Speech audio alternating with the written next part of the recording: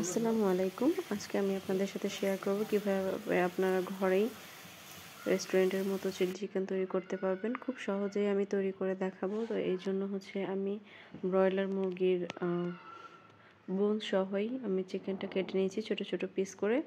দেন খুব ভালো করে ধুয়ে এর মধ্যে আদা রসুন বাটা, লবণ, একটু গোলমরিচ, একটা ডিম নিয়েছি, চিলি ফ্লেক্স, কর্নফ্লাওয়ার এবং অল্প একটু ময়দা নিয়ে খুব ভালো করে মিক্সড করব।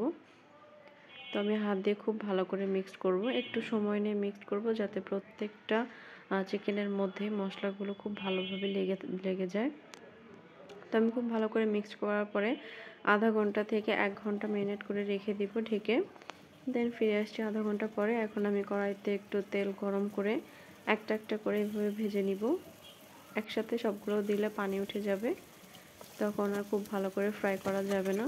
তো আমি একটা একটা করে সবগুলোই দিয়ে দিচ্ছি।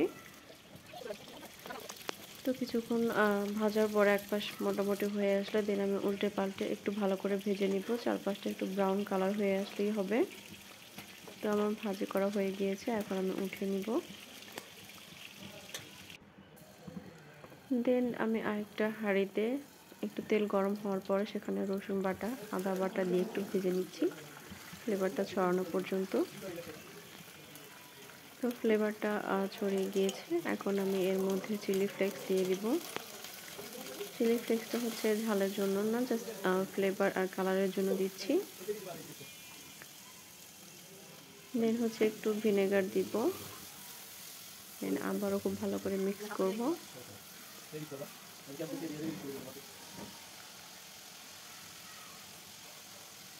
দেন একটু সয়া সস দিয়ে দিচ্ছি। দেন চিলি সস এবং সবশেষে টমেটো সস দিয়ে দিব। এখানে আসলে মেইনলি সসের উপরেই ডিপেন্ড করে, সসটা একটু বেশি দিলে আমার মনে হয় একটু টেস্টটা ভালো আসে। দেন আমি পরিমাণ মতো লবণ দিয়ে দিচ্ছি, একটু গোলমরিচের গুঁড়ো দিচ্ছি,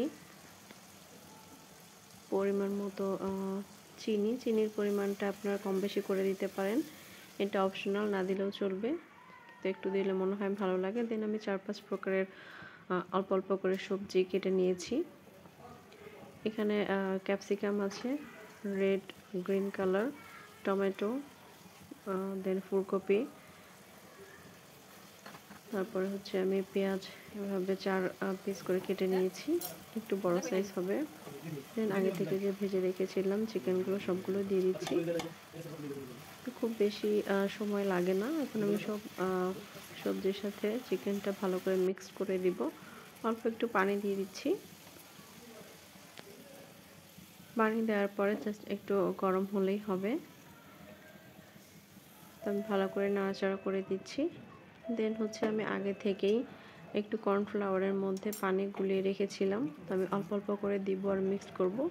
এটা জাস্ট থিকনেসের জন্য, এটা দিলে খুব ভালো একটা থিকনেস আসে, সাথে সাথেই ঘন হয়ে যায়। তো আমার রান্নাও অল্প শেষ হয়ে গিয়েছে, আমি চুলাটা অফ করে দিয়েছি।